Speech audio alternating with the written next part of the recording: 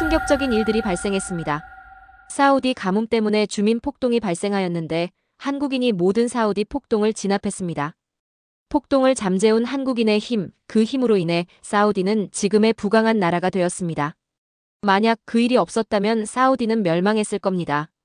그래서 사우디는 현재 한국을 알라신 다음으로 숭배하고 있습니다. 사우디를 살린 한국인의 파워, 그 파워에 대한 이야기 시작하겠습니다. 제 이름은 자미르 바샤르입니다. 지금은 28살이지만 제가 13살이었을 때 사우디아라비아의 작은 사막 마을에서 모든 것이 변했어요. 2008년이었는데 우리는 누구나 기억할 수 있는 최악의 가뭄을 겪었어요. 그때 사우디 전 도시에서 폭동이 일어나고 있었어요. 바로 가뭄 때문이죠. 매일 수많은 사람들이 죽어나가고 있었어요. 그 중에서도 어린이, 노인들이 많이 죽었어요. 오늘도 저는 해가 뜨기 전에 일어나 마을 우물까지 9.5km를 걸어갔어요. 물을 기르러 그렇게 멀리 걷는 것을 상상할 수 있으세요? 기온이 45도까지 올라가면 제 발은 샌들을 통해 화상을 입었어요. 갈라진 땅이 끝없이 펼쳐져 있었고 뜨거운 바람이 제 눈에 모래를 불어넣었어요. 7월의 그 끔찍한 날, 저는 평소처럼 바랜 파란색 10리터 플라스틱 용기를 들고 나갔어요. 제 여동생 라일라는 열로 아팠고 우리는 그녀의 약을 위해 물이 필요했어요. 제 어머니 나디아는 라일라를 돌봐야 했기 때문에 갈 수 없었고 제 아버지 자이드는 수도에서 멀리 일하고 계셨어요. 조심해, 자미르, 어머니가 이마에서 땀을 닦으며 말씀하셨어요. 머리를 가릴 천모자를 가져가. 2시간을 걸은 끝에 우물에 도착했을 때 뭔가 잘못되었어요. 사람들이 우물 주변에 모여 있었고 그들의 얼굴은 걱정으로 가득 차 있었어요. 긴 흰 수염을 가진 우리 마을의 원로인 압둘라 노인이 우물 안을 들여다보며 고개를 저었어요. 무슨 일이에요? 제가 심장이 빠르게 뛰며 사람들 사이를 밀고 나갔어요. 압둘라가 슬픈 눈으로 저를 바라보았어요. 우물이 완전히 말랐단다, 얘야. 진흙만 남았어. 그럴 리가 없어요. 제가 말했어요. 저는 제 용기를 로프에 묶어 아래로 내렸어요. 하지만 예상했던 물이 튀는 소리 대신 용기가 마른 땅에 부딪히는 둔탁한 소리가 들렸어요. 용기를 다시 끌어올렸을 때 바닥에는 갈색 물이 조금 고여있을 뿐이었어요. 주변 사람들이 울기 시작했어요. 이 우물은 대대로 우리 마을에 물을 공급해왔어요. 이제 우리는 어떻게 해야 할까요? 가장 가까운 물은 타미르 마을에 있어 누군가가 말했어요. 여기서 24km 떨어져 있어. 24km요? 그곳까지 갔다 오려면 하루 종일 걸어야 할 텐데. 빈 용기를 들고 저는 9.5km를 집으로 걸어갔어요. 목이 너무 말라 거의 삼킬 수도 없었어요. 어머니께 소식을 전했을 때 그녀는 창밖으로 끝없는 사막을 바라보며 기도를 속삭였어요. 그날 밤 저는 우리 가족의 유일한 휴대폰으로 아버지께 전화했어요. 우물이 말랐어요. 아버지, 제가 말했어요. 우리는 어떻게 해야 하나요? 아버지는 오랫동안 조용하셨어요. 우리는 매일 생수를 살 여유가 없었어요. 20리터 물병 하나의 가격은 우리 마을 대부분의 가족들이 하루에 버는 돈의 거의 절반이나 되었어요. 잠자리에 들기 전 저는 작은 창가에 앉아 어두운 하늘에서 반짝이는 별들을 바라보았어요. 우리 마을이 다시 물을 갖게 될까요? 제가 궁금해했어요. 라디오에서 한국의 어떤 회사가 사우디아라비아의 물 문제를 돕기 위해 온다는 이야기를 들었어요. 한국이요? 아시아의 그 작은 나라. 그들이 사막과 물 부족에 대해 무엇을 알고 있을까요? 우리 사우디 엔지니어들도 우리 문제를 해결하지 못했는데 이 한국인들이 어떻게 우리를 도울 수 있을까요? 그들은 아마 우리처럼 진짜 갈증을 느껴본 적도 없을 거예요. 저는 화가 나고 목마른 채로 잠자리에 들었어요. 내일이 모든 것을 바꿀 방문객들을 데려올 것이라는 것을 모른 채로요. 우리 우물이 마른 지 일주일 후 저는 엔진 소리에 깨어났어요. 큰 엔진 소리였죠. 저는 밖으로 달려나가 제 눈을 믿을 수 없었어요. 세 대의 거대한 트럭이 우리 마을로 들어오고 있었는데 먼지 구름을 일으켜 아침 햇살을 주황색으로 물들였어요. 트럭 옆면에는 이상한 로고가 그려져 있었어요. 아람코, K-워터, 두산중공업. 밝은 노란색 안전모를 쓴 남자들이 뛰어내려 장비를 내리기 시작했어요. 일부는 그들이 사우디아라비아 출신이 아니라는 것을 알 수 있는 특징이 있는데 그들은 우리와 다르게 생겼어요. 한 남자가 곧장 저를 향해 걸어왔어요. 그는 노란색 안전모를 쓰고 있었고 이미 이마에 땀이 맺히고 있었음에도 친근한 미소를 짓고 있었어요. 안녕. 내 이름이 뭐니? 그가 꽤 괜찮은 아랍어로 물었어요. 자미르. 자미르 바샤르입니다. 제가 그가 저에게 말을 걸어서 놀라며 대답했어요. 만나서 반가워, 자미르. 나는 한국에서 온 박준호 엔지니어야. 하지만 그냥 준호라고 불러도 돼. 한국이요? 그러니까 이들이 제가 들었던 한국인들이었군요. 그들은 너무 평범해 보였어요. 저는 그들이 우리 사막에서 길을 잃고 혼란스러워할 거라고 예상했는데 그들은 마치 이런 일을 여러 번 해본 것처럼 목적을 가지고 움직였어요. 여기서 뭘 하고 계신 거예요? 제가 무례하게 들리지 않도록 노력하며 물었어요. 박 엔지니어는 미소를 지으며 가장 큰 트럭을 가리켰어요. 우리는 바닷물을 너희 마을을 위한 식수로 바꿀 거야. 저는 웃음을 참을 수 없었어요. 바닷물이요? 바다는 수백 마일이나 떨어져 있잖아요. 맞아. 하지만 수도관은 그렇지 않지. 그가 트럭 보닛 위에 큰 지도를 펼치며 말했어요. 봐.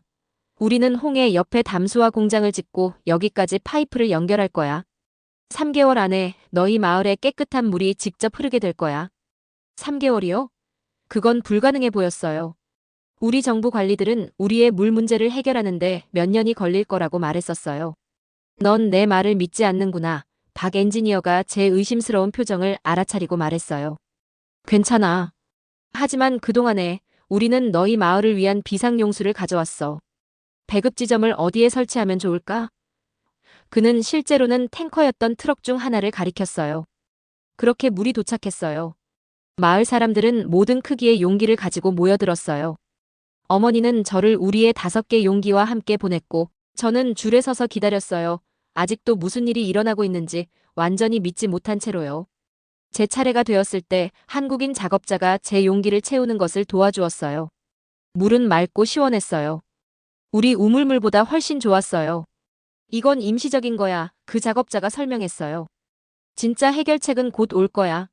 저는 물을 가지고 서둘러 집으로 갔어요. 엄마는 즉시 열이 더 심해진 라일라에게 물을 주었어요. 그녀가 물을 마시자 그녀의 볼에 혈색이 돌아왔어요. 그날 오후 저는 한국인들이 일하는 것을 보러 다시 갔어요. 그들은 장비를 설치하고 측정을 하며 빠르게 움직였어요. 박 엔지니어는 제가 지켜보고 있는 것을 보고 손짓하며 저를 불렀어요. 우리가 하는 일에 관심이 있니? 그가 물었어요. 어떻게 바닷물을 마실 수 있는 물로 만들 수 있어요? 제가 물었어요. 소금이 가득 차 있지 않나요? 그는 미소를 지으며 주머니에서 이상하게 생긴 장치를 꺼냈어요. 이건 우리가 만들고 있는 것의 작은 버전이야. 이것을 역삼투막이라고 해. 그는 제가 이해할 수 있는 간단한 단어를 사용하여 그것이 어떻게 작동하는지 설명했어요. 며칠 만에 처음으로 저는 내 안에서 새로운 무언가가 자라나는 것을 느꼈어요. 희망이요. 3달이 제가 예상했던 것보다 빨리 지나갔어요. 매일 학교가 끝난 후 저는 한국인들이 일하는 것을 보러 갔어요. 그들은 24시간 내내 교대로 일하면서 절대 멈추지 않았어요. 일부 작업자들은 텐트에서 자는 동안 다른 사람들은 계속 건설했어요. 박 엔지니어는 종종 저에게 작은 일들을 도울 수 있게 해주었어요. 그는 저에게 도구들의 이름을 가르쳐주고 담수화 시스템이 어떻게 작동하는지 설명해 주었어요. 처음에는 많이 이해하지 못했지만 그는 인내심을 가지고 기다려 주었어요.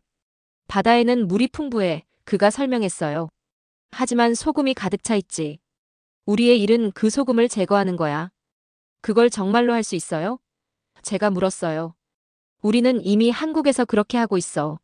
우리나라는 바다로 둘러싸여 있지만 충분한 담수가 없어. 그래서 우리는 바닷물을 마실 수 있게 만드는 방법을 배워야 했지. 이것은 저를 놀라게 했어요. 저는 한국이 모든 것을 가진 부유한 나라라고 생각했어요. 그들도 물 문제가 있다는 것을 몰랐어요.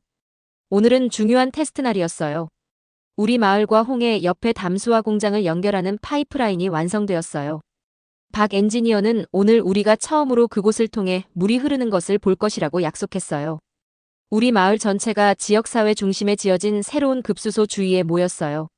그곳에는 6개의 수도꼭지와 사막의 황갈색과 대비되는 밝은 파란색으로 칠해진 큰 탱크가 위에 있었어요. 어머니는 라일라의 손을 잡고 있었어요. 정말 작동할까요? 사람들이 속삭이는 소리가 들렸어요. 일부는 여전히 물이 나올 것이라고 믿지 않았어요. 박 엔지니어는 땅에서 나오는 파이프에 연결된 큰 빨간 바퀴인 메인 밸브 옆에 서 있었어요. 그는 군중 속에서 저를 발견하고 저에게 손짓했어요. 자미르. 이리 와. 그가 불렀어요. 모든 사람들이 저를 쳐다보자 제 심장이 뛰었어요. 저는 천천히 앞으로 걸어갔어요. 밸브를 열어볼래? 박 엔지니어가 물었어요. 내가 마을의 첫 번째 신선한 물을 가져올 수 있어. 제 손은 땀이 났어요. 만약 아무 일도 일어나지 않으면 어떡하지? 만약 물이 나오지 않으면 모든 사람들이 웃을 거예요. 하지만 박 엔지니어는 격려하며 고개를 끄덕였어요. 어서 해봐. 그냥 시계 반대 방향으로 돌리면 돼. 저는 두 손으로 바퀴를 잡고 밀었어요. 처음에는 뻑뻑했지만 곧 돌아가기 시작했어요. 한 바퀴 완전히 돌리고 또 한 바퀴. 파이프 안에서 웅웅거리는 소리가 들렸어요. 갑자기 6개의 수도꼭지 모두에서 물이 한꺼번에 분출했어요. 맑고 깨끗한 물이 땅에 튀었어요. 잠시 동안 모든 사람들은 충격으로 조용했어요. 그리고 나서 제 주변에서 환호성이 터져나왔어요. 물이다. 정말 물이야. 사람들은 양동이와 물병을 들고 앞으로 달려갔어요. 아이들은 물이 낭비됨에도 불구하고 물줄기 아래로 달려가 물이 얼굴에 튀게 했어요. 어머니는 컵에 물을 채워 라일라에게 주었고 그녀는 열심히 마셨어요. 그런 다음 어머니는 저를 꽉 안아주셨어요. 내가 해냈구나, 자미르. 그녀가 속삭였어요. 아니요, 한국인들이 해냈어요. 제가 말했어요. 박 엔지니어는 고개를 저었어요. 우리 모두가 함께 해냈어. 그날 밤 몇 달 만에 처음으로 우리 마을의 모든 사람들이 마시고 요리하고 심지어 씻을 수 있는 충분한 물을 가졌어요. 아무도 타오르는 태양 아래에서 몇 마일을 걸을 필요가 없었어요. 아무도 목마르지 않아도 됐어요. 저는 창문에서 밝은 달빛 아래에서도 여전히 작동하고 있는 급수소를 바라보았어요. 제 안에 무언가가 변했어요. 저는 사람들의 삶을 바꿀 수 있는 것들을 만드는 방법을 배우고 싶었어요. 아마도 한국은 그렇게 작고 중요하지 않은 나라가 아닐지도 몰라요. 우리의 물 문제가 해결되면서 우리 마을의 삶은 빠르게 변했어요. 아이들은 물을 모으는데 몇 시간을 보내는 대신 학교에 전일제로 돌아갔어요. 집 주변에는 정원이 생겨났어요. 어머니는 심지어 우리의 작은 집 뒤에 토마토와 오이를 심으셨어요. 하지만 가장 큰 변화는 저에게 일어났어요. 매일 학교가 끝난 후 저는 박 엔지니어와 그의 팀이 시스템을 모니터링하는 급수소를 방문했어요. 처음에는 그들은 단지 저가 지켜보는 것을 허락함으로써 친절을 베풀었지만 곧 저는 너무 많은 질문을 해서 박 엔지니어는 저에게 실제 작업을 주기 시작했어요. 렌치 좀 건네줄래, 자미르. 그는 도구를 가리키며 말하곤 했어요. 또는 이 숫자들을 읽고 무슨 뜻인지 말해줄 수 있니? 어느 날 오후 제가 그가 물 필터를 확인하는 것을 도와주고 있을 때 그는 예상치 못한 질문을 했어요. 자미르, 넌 커서 무엇을 하고 싶니? 저는 그것에 대해 많이 생각해 본 적이 없었어요. 우리 마을에서는 대부분의 소년들이 그들의 아버지를 따랐어요. 제 아버지는 팔라즈라고 불리는 고대 물 시스템을 고치는 일을 하셨어요. 그것은 중요한 일이었지만 한국인들이 만든 것을 본 후 저는 다른 것을 원했어요. 저는 이것과 같은 물 시스템을 만들고 싶어요. 제가 마침내 말했어요. 다른 마을들을 돕고 싶어요. 박 엔지니어는 미소를 지었어요. 너는 공학에 맞는 좋은 두뇌를 가지고 있구나. 물건이 어떻게 작동하는지 이해하지. 정말요? 어떤 선생님도 제가 똑똑하다고 말한 적이 없었어요. 물론이지. 사실. 그는 잠시 멈추고 저를 주의 깊게 보았어요. 한국에는 국제 학생들을 위한 특별한 프로그램이 있어. 과학과 공학에서 가능성을 보이는 전 세계의 젊은이들을 위한 거야. 제 심장이 빠르게 뛰기 시작했어요. 한국의 프로그램이요? 그는 고개를 끄덕였어요. 모든 것이 지불되는 장학금이야. 여행, 숙소, 학교. 너는 한국 가족과 함께 살면서 서울의 특별한 과학 고등학교에 다니게 될 거야. 저는 제가 듣고 있는 것을 믿을 수 없었어요. 제가 한국에 간다고요? 불과 몇 달 전에 중요하지 않다고 무시했던 그 나라예요. 하지만 제 영어가 별로 좋지 않아요. 제가 말했어요. 그리고 한국어도 전혀 몰라요. 둘 다 배우게 될 거야. 그가 말했어요. 그리고 너는 이미 우리를 지켜보면서 공학의 기초를 알게 됐어. 내가 너를 프로그램에 추천할 수 있어. 그날 밤 저는 잠을 이룰 수 없었어요. 저는 부모님께 박 엔지니어의 제안에 대해 말씀드렸어요. 어머니는 걱정스러워 보이셨어요. 한국은 너무 멀구나, 그녀가 말했어요. 너는 겨우 13살이잖아. 하지만 아버지는 저를 놀라게 하셨어요. 한국인들은 물이 없는 곳에 물을 가져왔다. 그들은 다른 많은 사람들이 우리를 실망시켰을 때 약속을 지켰다. 자미르가 그들로부터 배울 수 있다면 가야 한다. 다음 2달 동안 박 엔지니어는 그의 근무 시간 후에 저를 가르쳤어요. 그는 제가 학교에서 배우지 못했던 기본 수학 개념을 가르쳐 주었어요. 그는 저에게 영어 책을 주었고 심지어 몇 가지 한국어 단어도 가르쳐 주었어요. 안녕하세요. 저는 연습했어요. 한국어로 안녕하세요. 죠.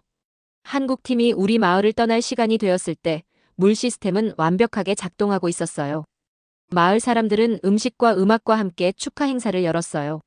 모든 사람들이 우리의 삶을 바꾸어 놓은 한국인들에게 감사를 표하고 싶어 했어요. 파티 중에 박 엔지니어는 저에게 봉투 하나를 건네주었어요. 이게 뭐예요? 제가 물었어요. 열어봐. 그가 미소 지으며 말했어요. 안에는 한국 국제과학 프로그램의 합격 통지서가 있었어요. 저는 선발되었어요. 제 여정은 이제 막 시작되었어요. 8년이 파이프를 통해 흐르는 물처럼 흘러갔어요. 저는 아직도 한국 서울에서의 첫날을 기억해요. 모든 것이 달랐어요. 구름에 닿는 높은 건물들, 낙타보다 빠르게 움직이는 기차들, 그리고 모든 곳에 너무 많은 사람들이 있었어요.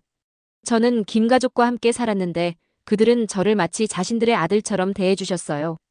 그들의 딸 민지는 제게 한국어를 가르쳐 주었고 저는 그녀에게 아랍어를 가르쳐 주었어요. 학교는 처음에는 어려웠어요. 한국 학생들을 따라가기 위해 2배로 공부해야 했어요. 하지만 저는 특히 물기술에 관한 과학을 배우는 것을 좋아했어요. 고등학교 졸업 후 저는 한국 최고의 대학교인 서울대학교에 합격했어요. 그곳에서 저는 환경공학을 공부했는데 특히 물 정화 시스템에 집중했어요. 저는 아무리 더러운 물이라도 깨끗하게 만들 수 있는 기계를 설계하는 방법을 배웠어요. 이제 21살인 저는 마침내 집으로 돌아가고 있었어요. 비행기가 사우디아라비아를 향해 내려갈 때 저는 얼굴을 창문에 바짝 붙였어요. 위에서 보니 사막이 달라 보였어요. 수평선까지 뻗어 있는 아름다운 모래 언덕의 패턴이었죠. 가족을 다시 만날 생각을 하니 제 심장이 더 빠르게 뛰었어요. 공항에서는 아버지, 어머니, 그리고 여동생 라일라가 기다리고 있었어요. 라일라는 정말 키가 커졌더라고요. 어머니는 저를 안을 때 우셨고 아버지의 눈도 눈물로 반짝였어요. 이제 도시 사람처럼 보이는구나. 아버지는 제 청바지와 단추 달린 셔츠를 보며 말씀하셨어요. 하지만 저는 여전히 아버지의 아들이에요. 저는 한국어와 영어를 몇 년 동안 사용한 후라 이상하게 느껴지는 아랍어로 말했어요.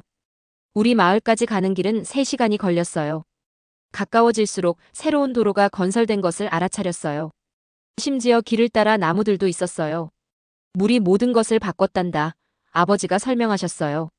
첫 번째 이후로 더 많은 파이프라인이 건설되었어. 이제 전에는 모래뿐이었던 곳에 농장이 자라고 있단다. 우리 마을에 도착했을 때 저는 제 눈을 믿을 수 없었어요. 제가 기억하던 흙집들의 먼지투성이 집단은 변모해 있었어요. 이제는 제대로 된 건물들이 있었고 일부는 2층 높이였어요. 작은 공원이 초록색 잔디와 함께 중앙에 자리 잡고 있었고 아이들이 그네에서 놀고 있었어요. 그리고 가장 놀라운 것은 타북기술학교라고 쓰여진 간판이었어요. 저게 새 학교인가요? 제가 물었어요. 어머니는 자랑스럽게 미소 지으셨어요. 응, 그리고 그들은 물 시스템에 대해 아는 선생님이 필요해. 우리는 한국에서 지식을 가지고 돌아오는 우리 아들이 있다고 그들에게 말했단다. 박 엔지니어가 지었던 물 공급 시설은 아직 그대로 있었지만 지금은 더 커졌고 작은 건물이 붙어 있었어요.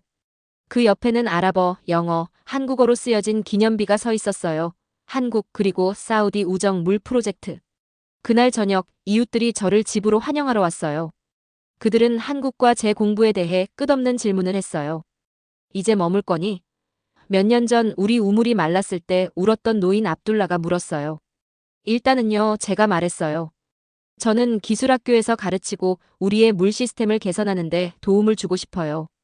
그날 밤 늦게 저는 서울에서보다 훨씬 더 밝게 빛나는 사막의 별들 아래 서 있었어요. 저는 제 여정에 대해 생각했어요. 한국에 대해 아무것도 모르던 소년에서 그곳에서 살며 그 기술을 배운 남자가 되기까지요. 제가 약속했던 대로 저는 그 지식을 집으로 가져왔어요. 하지만 제 여정은 아직 끝나지 않았어요. 제가 집으로 돌아온 이후 7년이 지났어요. 이제 저는 28살이고 정말 많은 것이 변했어요. 기술학교에서 2년 동안 가르친 후 저는 제 자신의 회사를 시작했어요. 우리는 인공지능을 사용하여 에너지를 절약하는 특별한 물 시스템을 설계해요.